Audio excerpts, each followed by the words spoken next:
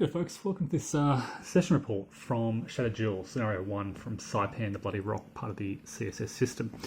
I'm going to do this turn by turn and do a brief report at the end of each turn to kind of indicate what's been happening. So this is the situation at the end of the first turn, night 1. I've gone through all the activations, so we're just at the start of the night 2 turn. Basically what's happened is the Japanese start off with their 43rd Infantry Division activation, and they launched this series of charges on the American positions. This was a bit mixed. They had one very good success in the centre here, punching a nice hole, eliminating the Americans and seizing the ground. Out here, they suffered, it was a bit of a stalemate. They suffered a small loss out here, one company perhaps, I think from memory, and then they suffered quite badly trying to go uphill out sort of in the south end of their lines. For the rest of the turn, it was really the Americans' opportunity to respond. So they've shifted some of their companies around to defend the town up here. This is Tanapag.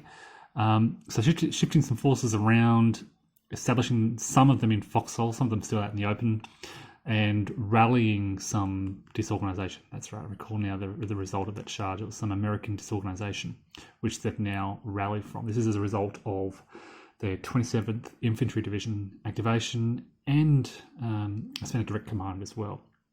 So we have some more Japanese reinforcements coming on from here, and these units currently under a light barrage will continue with their charges against the American positions. And I'll report back on that in just a moment. And now here we are at the end of the night 2 turn. So a slight change. The Japanese suffered some heavy casualties around this 50.15 hex here. You can see it's right in the centre of these American positions, and just a lot of concentrated fire there eliminated those Japanese. But over here they've had some success. The Banzai charge on this hex went very well. The differential between the salt rolls was about 5, I think. So this brought the American disorganisation level right up. It caused the elimination of a company, with one company left in the hex there. They've now had to spend 2 separate activations, their division activation and a direct command, rallying to get this down to 2. And the Japanese have this nice concentrated hex here. They've got 3 companies and some leaders in this hex under heavy barrage. And their kind of tactic has been just to focus on one hex at a time. They've now eliminated 2 American companies. Now, this is important because the victory conditions state that the Japanese win if they can eliminate 7 American units. So they're 2/7 of the way there, with one very close to it. We don't have... Yeah, so we had some. These are the Japanese basically reinforcements that arrived this turn. And when I say reinforcements, they're basically rushing on, charging to their death. All the units that are in fact set up on the game, all the Japanese units that set up, have been eliminated. I'll show you these. This is the big stack of Japanese companies eliminated through those charges. So they're just throwing everything at the Americans, trying to eliminate them. We do have some more Japanese units coming on. We have some of these naval units, also, relatively small, weak companies coming in under these Gaokusai markers, and they're just charging straight at the lines. Now, it's very difficult. I will point out there's this ridge line. This is rough terrain up here, and there's a ridge line running through, and it's basically -2 defense modifier. They're in foxhole, so -1, and the ridge line, I think, subtracts a further -2. We did attempt that once and it didn't go very well, so we're focusing on the much weaker hexes along the coast here. You can see this is a beach hex terrain which has no defense value, so it's really just the foxhole protecting the Americans in that area. And back here we have some more sugar cane, which adds just a -1 protection. So this is the Japanese strategy, to focus here. And I think the rest of the units will somehow try to follow this coastal path and maybe drive along here. You can see the Americans have brought their mortars back here. There's a reason for this. They're all stacked together. They're currently not deployed. They've just moved there. The reason for this is because the Japanese are concentrating in one area, and I'm playing by the optional rule, as I mentioned in the setup video, where once you place a barrage marker, you can only fire in that hex if you increase the level of the barrage marker, which means having 3 separate mortar units is a bit redundant. So by concentrating them together, firing once and increasing their fire rating, they have greater chance of doing more damage, and they can all fire together. So that's why the Americans have done this, and they're behind the lines as well. They're all scattered during setup. All right, about to head into the 0500 turn of the 7th of July. Okay, so here's the situation at the end of the 0500 turn. Pretty quiet this turn. This unit here was under a heavy barrage marker. Before the wind came out, the Americans placed some more barrage markers over on this unit, which left them with basically one stack that could move. They couldn't do much, basically just advance and then charge, and they were eliminated. They didn't do any damage. Again, this is an American company, marine company, up on the height with a ridge, rough terrain, with medium AT gun as support in their foxholes. They did a lot of damage to the Japanese trying to charge up those hills and steep slopes. So no damage there. And elsewhere, what else happened? Look, the Americans here have pretty much, they did rally, in fact, all their disorganization. They suffered 1 more DG, so they're back up to 1. In exchange, the Japanese here lost another company and a leader. Yeah, the Japanese are really struggling. It's a very narrow corridor through which they can move, and yeah, they really need to clear out. They're focusing on trying to get these coastal hexes one at a time, but yeah, they need to roll well. And the Americans have had the slight advantage in these assault combat rolls. Really just marginal. You know, this is the last roll, 7 to the US, 5 to the Japanese, but it's just enough with all these modifiers to give the Americans just that slight advantage, which kills off these Japanese companies one at a time. The other thing was the wind marker came out at the very end of that turn. So what we basically had was a lot of bombardments being built up, which kind of prevents the Japanese from moving. It also prevents the Americans from using all of their artillery because their sort of markers come out and they can't fire anymore. But I think they're happy to just slow the Japanese down and yeah, keep them hemmed in on the beach. So we're about to head into the 0700 turn. Okay, at the end of the 0700 turn, the Japanese have inflicted another American Marine Infantry Company casualty in this hex here that advanced into what was Black 4 Beach, and have cleared a bit of space. This could be really important in terms of, you know, using this coastal road, getting up here. Maybe, we'll see. The Japanese have just suffered so many company casualties. We're looking at 10 maybe thus far. Basically, these waves come on, they charge, they typically get eliminated very quickly, and they hope just to inflict 1 or 2 company casualties on the Americans. The Americans are now up to 3 company casualties, and still with 5 turns to go. However, we just have 1 more small wave of Japanese forces coming on, 2 more companies, and this is all they've got left. So there's basically 1, 2, 3, 4, 5, 6 companies left to inflict 4 more company casualties on the Americans. It's going to be tough. Yeah, it's just basically suicidal charge. They drive in,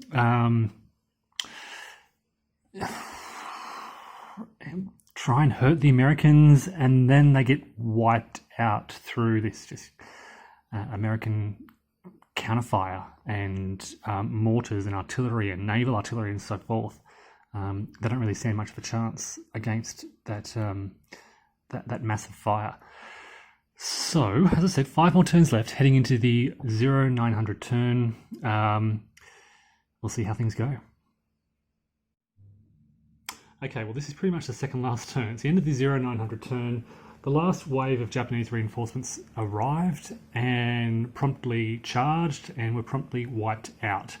We have 1 remaining Japanese company on the board. These guys here, they won't last long. They have inflicted no more American casualties. Yeah, so I'm just going to quickly run through the last turn. It is extremely unlikely this one remaining company can wipe out 4 companies to get a Japanese victory, but we'll see what happens, and I'll report back in just a moment.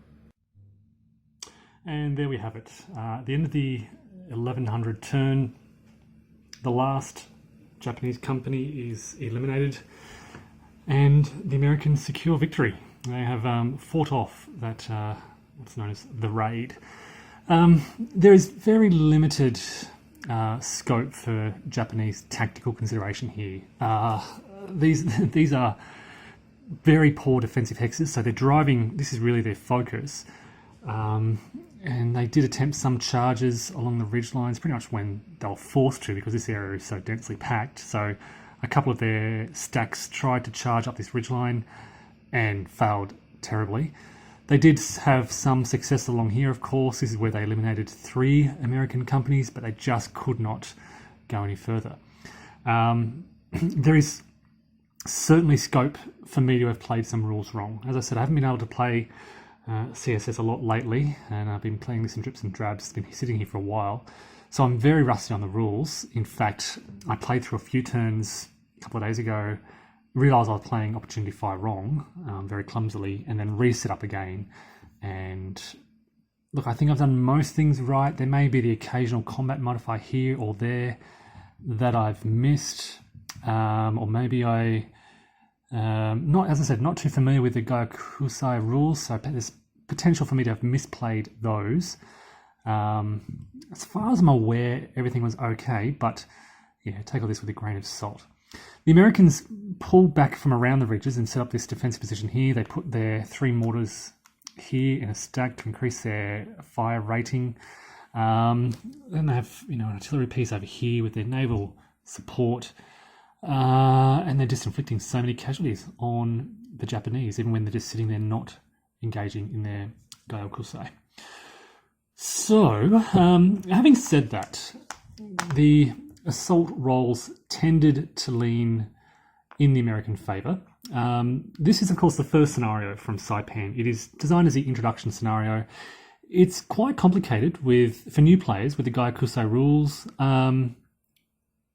I mean, I've played a lot of GTS, and I've played through a lot of the scenarios in Tinian, and I still kind of struggled, having had that absence, to understand a lot of the rules. So, yeah, I can see how this could be a bit of a barrier to new players suddenly confronted with the difficulties this scenario presents.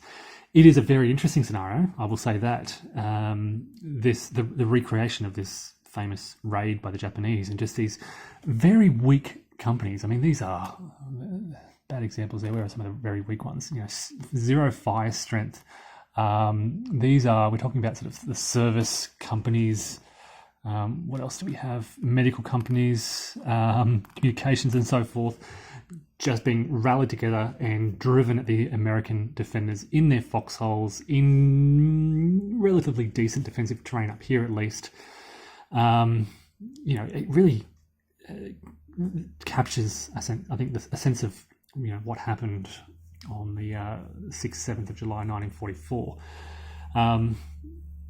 As with most sort of introductory scenarios in CSS or GTS, there's not a lot of scope for variation to the plan.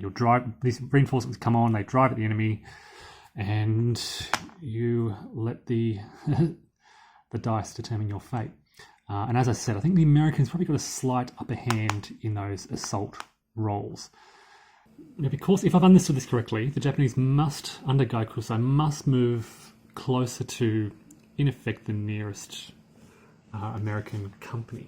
The rules say, let me read this out, the Japanese units must spend their entire movement allowance, and each hex entered must be closer to an enemy unit than the hex just exited. So, for example, if I have a company here, this company has to move here to get closer to an American unit than this one, because this is no closer.